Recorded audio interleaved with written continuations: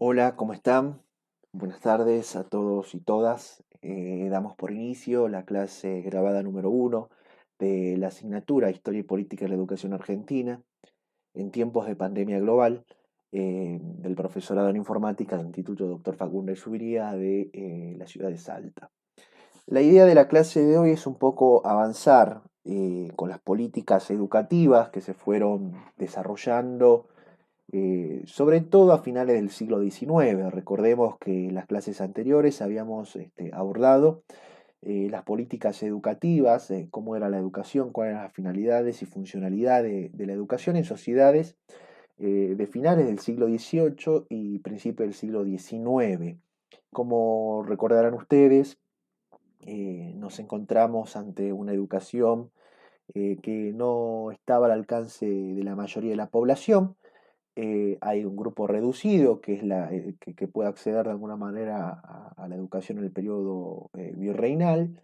No obstante, los últimos estudios dan cuenta de que hay algunos intentos por parte de la monarquía hispánica por crear lo que se van a denominar en un primer momento escuelas municipales que van a estar subvencionadas directamente por los cabildos de cada ciudad, lo cual esto genera cierta desigualdad en el sentido de que no todas las ciudades del virreinato van a tener los mismos recursos para mantener la educación.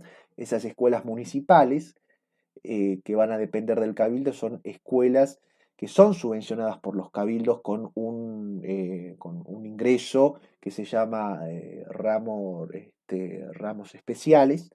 No todas las ciudades tienen un desarrollo financiero, económico y comercial que les permita sostener a la educación. Por lo pronto es desigual en ese sentido, no obstante van a haber algunas escuelas municipales. En el caso particularmente de Salta hay escuelas municipales. Y también vamos a tener, recuerden ustedes que con la expulsión de los jesuitas, ya a finales del siglo XVIII, muchos de los espacios que dejan de alguna manera, que quedan libres tras la expulsión de la Orden de la Compañía de Jesús, van a ser utilizados, por supuesto no todos, pero sí algunos de ellos, como escuelas, ¿no? Y son sostenidos justamente por recursos que habían quedado disponibles de la Orden. Esas escuelas van a ser denominadas las escuelas del rey.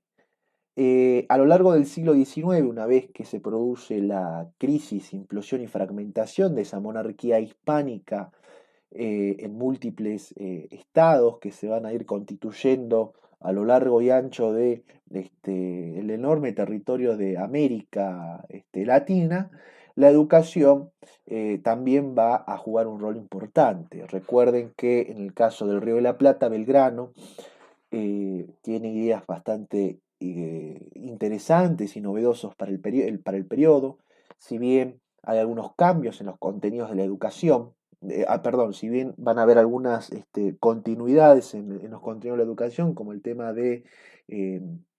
como el tema de los contenidos cristianos y católicos. Recuerden que venimos de una monarquía justamente católica, eso no va a cambiar, pero no obstante, sí se va a ir produciendo una relativa democratización. Esto no quiere decir que la mayor parte de la población va a poder empezar a acudir a la educación, pero sí de alguna manera empieza a producirse una apertura. Y además es muy interesante por los cambios ideológicos que se van a ir produciendo a partir de 1810 en adelante, aunque obviamente estos son cambios que ya venían de años anteriores.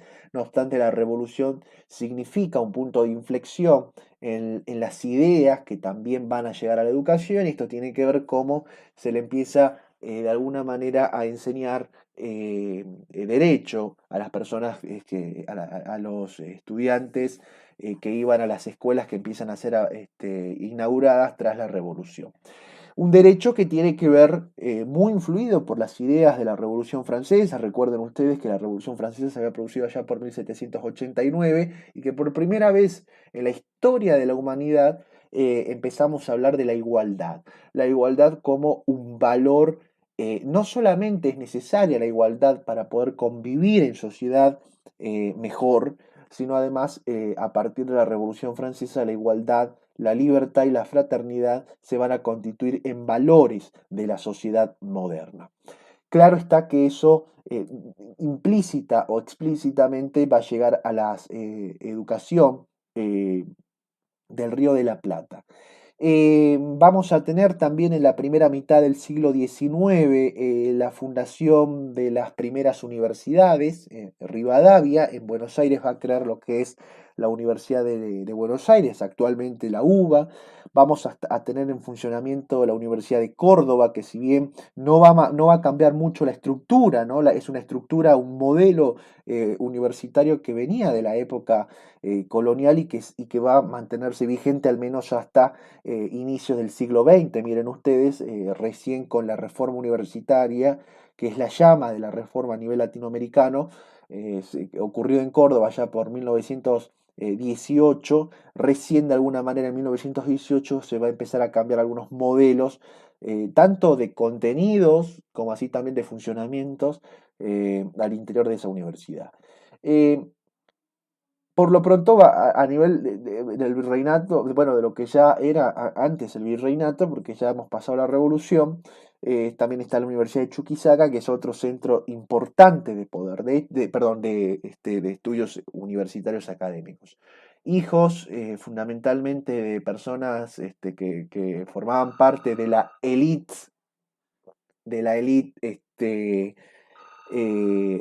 virreinato, van a acudir a estos centros universitarios. Nosotros vamos a ver a muchos hijos de comerciantes, de exitosos comerciantes salteños que van tanto ya sea o a la Universidad de Córdoba o a la Universidad de Chuquisaca, y en el mejor de los casos aquellos comerciantes que tenían un pasar económico significativo tenían la posibilidad de enviar a sus hijos a estudiar directamente a Europa.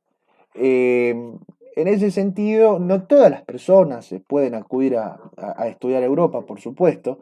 Nosotros vamos a encontrarnos con algunos padres como Juan Antonio Molde, que es un hombre muy rico de la Salta del siglo XVIII, de finales del siglo XVIII y principios del siglo XIX, que logra enviar a sus hijos a estudiar a las universidades europeas. Piensen ustedes que es muy costoso mandar a Europa, pero entonces para poder suplir el envío a Europa, hay que tener dinero. Entonces no todos pueden ir a Europa, pero aquellos que pueden ir a estudiar a Europa son por supuesto las personas que tienen un pasar económico muy considerable.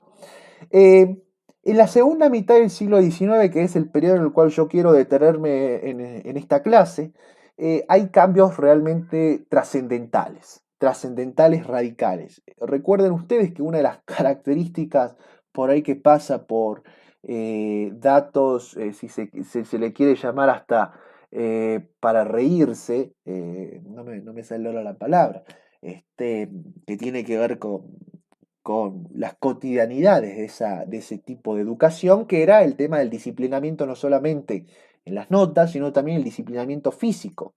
Bueno, tengan en cuenta, acuérdense ustedes de la famosa palmeta que hablábamos algo, es como anecdótico de esa educación, es la palabra, lo anecdótico de esta educación, empieza a ser cuestionado, pero va a ser cuestionado sobre todo a finales del siglo XIX. Yo ahora voy a enfatizar en la segunda mitad del siglo XIX y los cambios trascendentales que se producen a nivel de educación en las sociedades latinoamericanas, pero particularmente en la sociedad bueno, no, que se está formando en la Argentina de aquel periodo. En este gráfico estamos viendo el porcentaje de analfabetismo histórico, ¿no? De largo plazo. Fíjense en ustedes que acá se mide el porcentaje de la población absoluta de la sociedad argentina en condiciones analfabetas. Por supuesto que acá se está tomando el concepto de analfabetismo en el sentido de saber leer y escribir. Entonces, el analfabeto no sabe leer ni escribir. En este sentido, se está tomando justamente eh, como variable de medición la tasa de analfabetismo, el porcentaje de población que no sabe leer ni escribir. Fíjense en ustedes que hacia 1869 la tasa de analfabetismo de la sociedad voy a hablar de Argentina, pero no es la Argentina que nosotros conocemos hoy en el siglo XXI, pero para que podamos tener una imagen general, era del 77,40% de la población, ¿no? Solamente el 20%, para redondear el 23%, de alguna manera se autoconsideraba como una persona que sabía leer y escribir. Y tenemos datos desde 1869 porque ya hemos pasado el primer censo, ¿no? De hecho, el primer censo lo vamos a tener acá. Bien, el primer censo de la población nos permite de alguna manera poder tener una aproximación a la situación social, económica y cultural de la sociedad de esa época. Es interesante ver, a qué voy con esto, que cómo disminuye drásticamente la tasa de analfabetismo hasta la actualidad. El último censo del 2010 arrojó que en la Argentina, ya en la Argentina, volver a la Argentina en el 2010, tenemos una población del 1,92% que no sabe leer ni escribir, lo cual es terrible, claro. Es terrible eh, tener en el siglo XXI personas que todavía no saben leer ni escribir, y por supuesto que no es culpa de ellas, sino que hay todo un complejo, un complejo aparato de responsabilidades y de factores que de alguna manera están impidiendo que esas personas accedan a la educación. Y obviamente que siempre voy a insistir que el problema de la desigualdad es uno de los problemas más influyentes en esto. Pero no obstante, si nosotros lo ponemos en perspectiva histórica, la tasa de analfabetismo en la Argentina disminuyó radicalmente. Por supuesto que acá estaría interesante agregar otros países para poder ponerlo en comparación, pero les anticipo que Argentina va a ser uno de los países que desde finales del siglo XIX, 1860, la tasa de analfabetismo va a empezar a disminuir radicalmente. Y esto no es excepción. Lo que ocurre es que entre 1869 y 1895, fíjense en acá cómo hay una disminución considerable también, vamos a tener la famosa ley 1420, ¿no? La ley 1420 que se va a sancionar el 8 de julio de 1884 bajo la presidencia de Julio Argentino Roca, ¿no? Que establecía justamente que la educación primaria se constituya en obligatoria, en gratuita. Fíjense en ustedes que esto es algo novedosísimo, es decir, que pasa a ser política de Estado. La educación, desde ese momento en la Argentina, ya pasa a ser política de Estado. En comparación tanto a países latinoamericanos, pero también a países del mundo, esto es muy novedoso, ¿no? Que la educación sea una cuestión de política de Estado. Y lo que se marca es la neutralidad en materia religiosa. ¿Qué quiere decir la neutralidad en materia religiosa? Que se excluye del programa oficial a la religión. No se puede dar religión en horas de clase.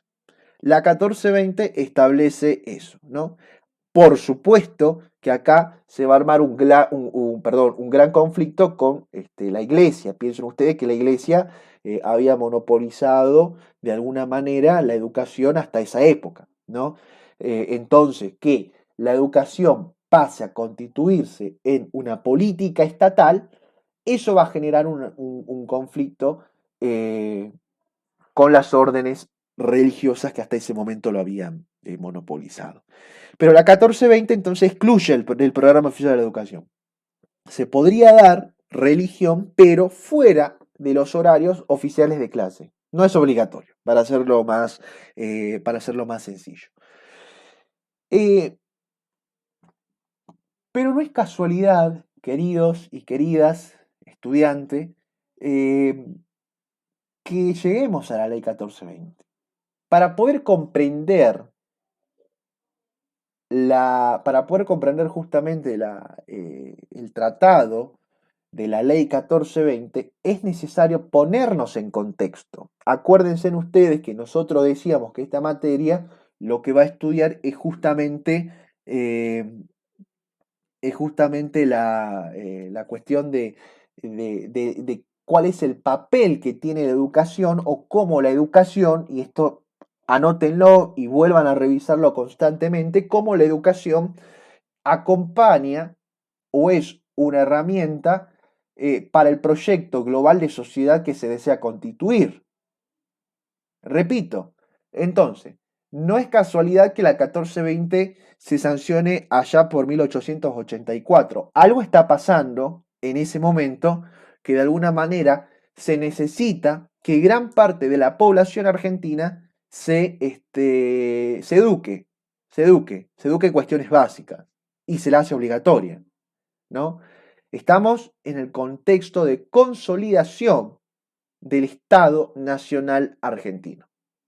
A finales del siglo XIX, entonces, asistimos al proceso, al complejo y gradual proceso de consolidación del Estado Nacional Argentino. En la clase de hoy yo me voy a referir a cuestiones históricas. Esto nos va a llevar a otras clases, por supuesto, porque el periodo es muy complejo, es muy largo, muy interesante de analizar. No quiero alargarme tampoco en esta clase, ya que la plataforma de YouTube se demora demasiado para cargar cuando uno pasa los 25 a media hora, ya se demora mucho.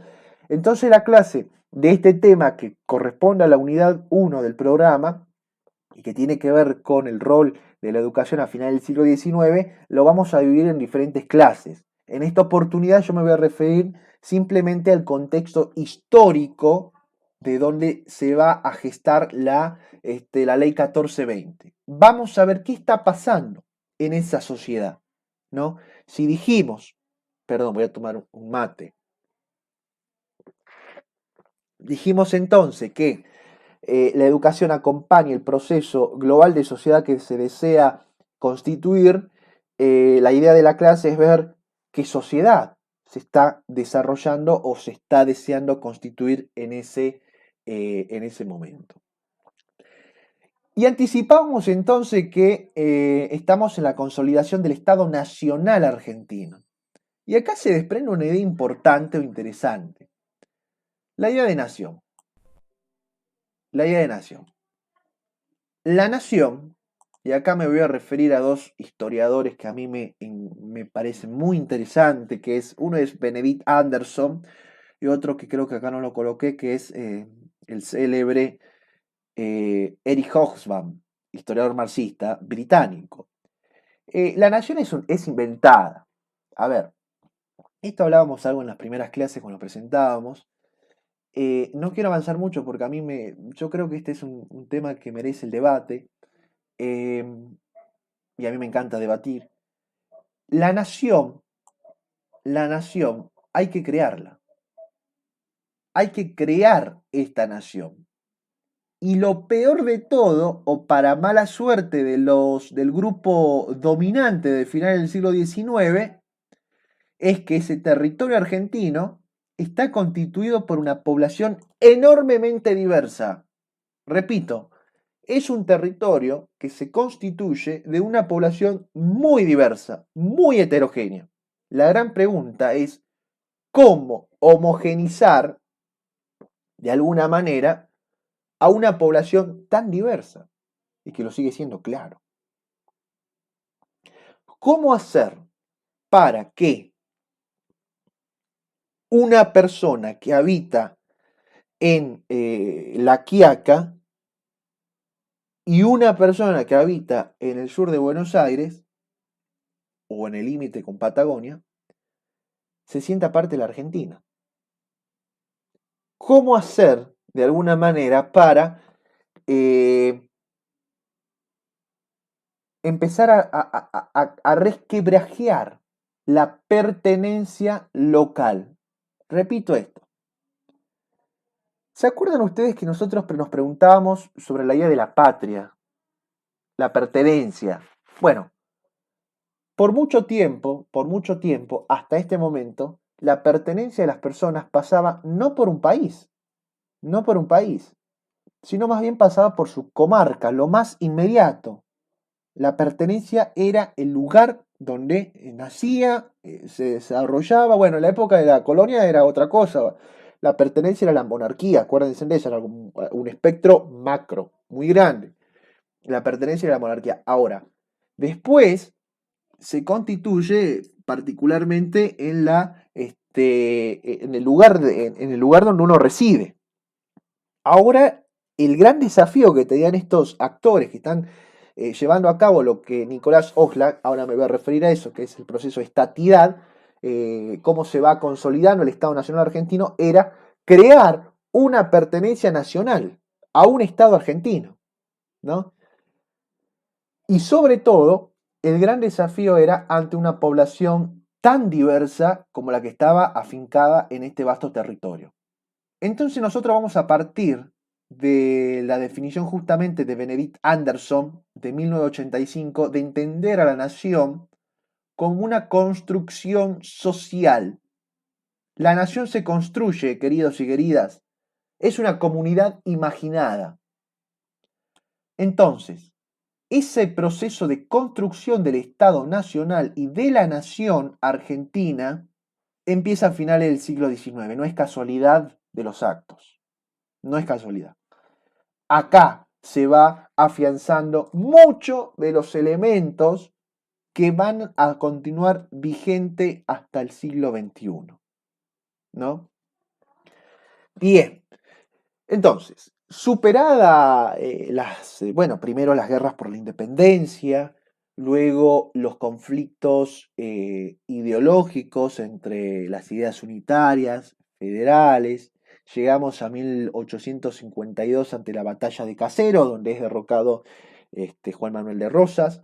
Se inicia un muy lento y gradual proceso de estabilidad institucional, ¿no? Ya vamos dejando atrás las guerras que han sido tan característico de la primera mitad del siglo XIX. Hago paréntesis, es por eso que historiadores como Tulio Alperín hablan de la larga espera de las sociedades latinoamericanas al momento de referirse a todo lo que es la primera mitad del siglo XIX en el sentido de referirse a la economía, o sea, hay una economía en guerra.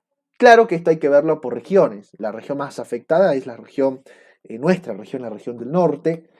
Eh, eh, Alpeinzongui va a decir la larga espera toda la primera mitad del siglo XIX por los constantes enfrentamientos bélicos que hay. Y como ustedes sabrán, como dice algunos historiadores como Vladimir Gerchunov, guerra y progreso económico no saben convivir. En ese sentido, una vez que superamos ese proceso, ya podemos empezar a pensar, nos podemos empezar a preocupar por construir una nación, ¿no? Ese proceso de construcción del Estado Nacional, Nicolás Oxlack lo va a denominar proceso de estatidad, ¿no?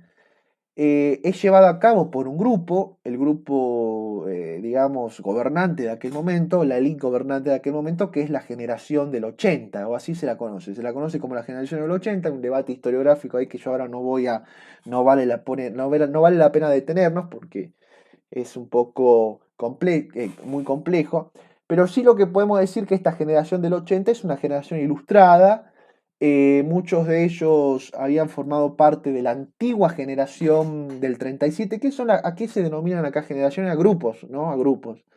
Esa generación del 37 había personas como Alberdi, Sarmiento, Avellaneda, Roca, entre otros, ¿sí? La idea de el pensamiento, de alguna manera, de estos actores que están al frente, ya a finales del siglo XIX, están al frente del proceso de consolidación del Estado argentino, de la nación argentina, se la puede resumir o se la puede ver muy bien en una obra que es fundamental para comprender el pensamiento de esa época, que ha sido justamente escrita por Alberdi, que se va a llamar su obra, que seguramente algunos y algunas de ustedes la debe ubicar, que es Bases, ¿no? Bases y puntos de partida para la organización política de la República Argentina. Yo en esta ocasión, que lo tengo acá a mano, simplemente me gustaría leerles algunas partes para que podamos entender cuál es ese pensamiento que tiene esta élite que está en ese momento eh, tratando de crear, tratando de consolidar la nación argentina. ¿No? Bueno, y dice acá que, fíjense en que en una carta le escribe justamente eh, que le escribe justamente a Alberdi en su inicio, es una carta, y que dice él que como se pone bajo mi nombre, a cada paso la máxima de mi libro Bases de que en América gobernar es poblar. Estoy obligado a explicarla para no tener que responder de acepciones y aplicaciones que lejos de emanar de esa máxima se oponen al sentido que ella encierra y lo comprometen a lo que es peor, comprometen la población de Sudamérica. Y escuchen esto, gobernar es poblar en el sentido que poblar es educar. Ojo, y ahí aparece el primer elemento, la educación. En ese proceso, esto lo estoy diciendo yo, no Alberdi, eh, lo que Alberdi dice es gobernar es poblar, en el sentido que poblar es educar. Y acá aparece la primer clave fundamental para comprender cuál es el papel que va a tener la educación en todo ese proceso de consolidación argentina. Es fundamental. Dice, gobernar es poblar en el sentido que poblar es educar, mejorar, civilizar. Acá no puedo evitar no pararme en este término. A ver, no se aflijan que esto lo vamos a ver en las próximas clases. La idea de civilización acá está muy embebida por los principios del positivismo. Pueden rescatar, seguramente ya habrán visto algo del positivismo. Acá lo que se pretende es igualar de alguna manera a las sociedades del norte atlántico. La civilización, la civilización es una sociedad culta, educada, desarrollada, que desarrolló sus industrias, su producción rica, y por ende es una sociedad que no se puede permitir tener todavía pobladores originarios. Ojo, ojo con esto. El progreso, orden y progreso, que es la gran frase de la época, de alguna manera atentó o avanzó hacia comunidades que no entraban en ese estereotipo de civilización. Y acá se produce las conquistas al mal llamado desierto, ¿no? Ojo, porque claro, el desierto es algo donde no hay nada. Había muchas poblaciones originarias. Estoy pensando en el sur, Patagonia, estoy pensando también en nuestro Chaco, ¿no? Hay un avance por parte de ese estado. El proceso de estatidad significa avance. Ahora me refiero a eso. Vuelvo al verde. Alberti dice entonces, gobernar es poblar en el sentido que poblar es educar, mejorar. ¿Para qué educar? Para mejorar, para civilizar, para enriquecer y engrandecer espontánea y rápidamente, como ha sucedido en Estados Unidos. Y ahí aparece el ejemplo de los países del norte atlántico. Más para civilizar por medio de la población es preciso hacerlos con poblaciones civilizadas. Para educar a nuestra América en la libertad y en la industria es preciso poblarla con poblaciones de la Europa más adelantada en libertad y en industria como sucede en Estados Unidos. Y acá aparece algo maravilloso, no en el sentido del contenido, sino más bien de la ideología. El contenido se nos permite acercarnos al pensamiento de esta generación del 80, ¿no? Fíjense en que dice, bueno, hay que entonces traer población de estos países que están desarrollados con la finalidad eh, de educar a los que están acá. O eso es lo que se esperaba al menos. Es por eso que hay muchas características de este, pero una de esas características es la inmigración en masa. El Estado argentino impulsa la inmigración de grandes contingentes de personas en este momento. Bien, entonces, bajo esas ideologías, bajo ese pensamiento, la generación del 80 va a llevar a cabo el proceso de consolidación del Estado Nacional Argentino o proceso de estatidad, como dice Nicolás Oslak. El Estado, ¿qué significa este proceso de estatidad? Que el Estado tiene que apropiarse de algunas facultades, es decir, algunos poderes o instituciones que antes pertenecían a las provincias. Y esto no va a ser un proceso para nada pacífico. ¿Cómo se apropia de esas facultades? A través de diferentes estrategias de penetración, dice el autor. Por una parte, obvio que siempre va a estar la represión, la guerra. Por otra parte, la coactiva tiene que ver con coactar sobre todo a los grupos, a las élites dominantes de cada una de las provincias, establecer vínculos con esas élites provinciales, ¿no? La simbólica y la ideológica está profundamente relacionada con la educación. Necesitamos que la educación enseñe historia, lengua nacional, geografía nacional, los símbolos patrios. Necesitamos que en los actos se cante el himno, se hice la bandera, etcétera, ¿no? Lo simbólico y lo ideológico totalmente relacionado entonces con la educación. Acá, sobre todo en el tercer y cuarto punto, la educación va a cumplir un papel, pero fundamental y hasta me atrevería a decir determinante, porque es la educación por la cual se va a penetrar las cuestiones más profundas de los agentes que tiene que ver con su sentido de pertenencia, lo simbólico, lo ideológico. Entonces acá, ¿cuál sería la finalidad de la funcionalidad de educación? Ponerse al servicio de este grupo que pretende consolidar la nueva nación argentina. Entonces, en ese proceso de creación de la nación argentina, la educación acompaña fundamentalmente desde el punto simbólico y desde el punto ideológico. Hay una diversidad poblacional que hay que integrarla a través de un régimen político oligárquico. Yo acá estoy tomando la idea de Walter Saldi, historiador, que dice ¿qué es la oligarquía? Ese término que ocupamos, que lo hemos escuchado en varias ocasiones.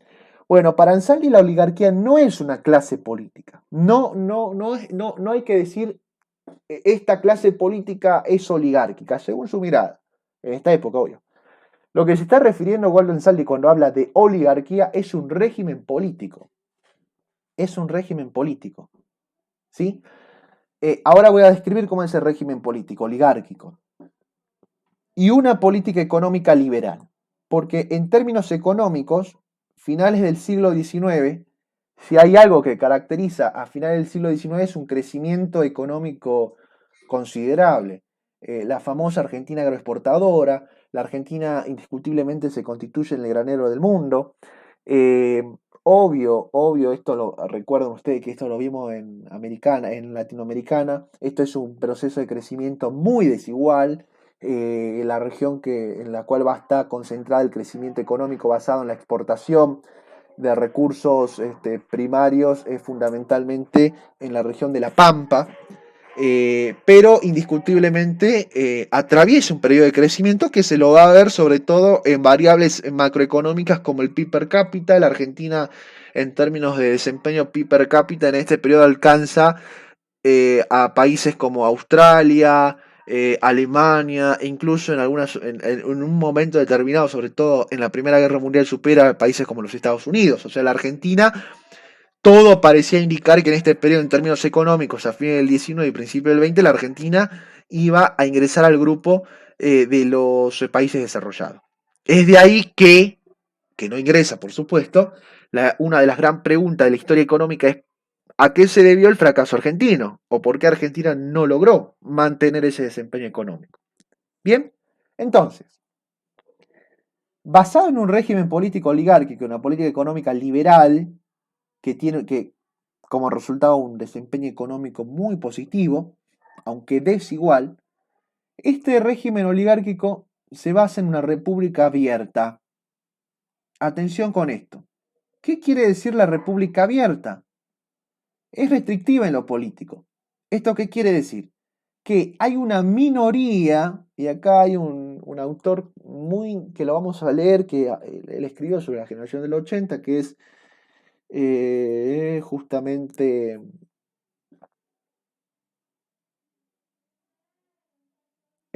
Waldo Ansaldi, junto a otros historiadores, que van a sostener que si bien los derechos civiles se respetan, no los políticos. ¿Esto qué quiere decir? Que hay una minoría privilegiada que tiene el poder. Un grupo de notables, por así decirlo. Es una élite laica, contraria al clero, que defiende la educación. Ahora, ¿por qué defiende la educación? Porque según sus ideales, y fíjense cuando lo leíamos a Alberdi, según sus ideales, la educación era un pilar fundamental para alcanzar su tan ansiada progreso y civilización. Esa élite letrada, laica, que va a ser conocida como la generación del 80, que tiene sus raíces en la generación del 37, pretenden o buscan que la finalidad, la funcionalidad de la educación en este momento tiene que ser un gran elemento para alcanzar el progreso y la civilización. ¿Sí? Edificar, porque la idea de nación, acá se va a ir edificando a través de premisas, de tres premisas que son características de la época. Progreso, razón e iluminismo. En este sentido, si la educación es un paso determinante para alcanzar ese modelo global de sociedad, muchachos, muchachas, la escuela tiene que ser obligatoria. Entonces, con la ley 1420, sancionada el 8 de julio de 1884, la escuela primaria pasa a ser obligatoria. Acá, efectivamente, nos encontramos ante una gran difusión de la escolarización. Claro que esto va a tener grandes problemas, porque hay un modelo de escuela que se instala, un modelo de conocimiento que se instala. Hay amplios sectores que, a pesar que la escuela se abre en el sentido de que se vuelve obligatoria, se vuelve pública, etc., muchas veces la manera en la cual se transmite el conocimiento, un conocimiento que es desde luego científico, europeo, hay muchos sectores que no se van a sentir parte. Pensemos en la imposibilidad que tiene un niño o una niña de las poblaciones originarias en llegar a la escuela en esta época.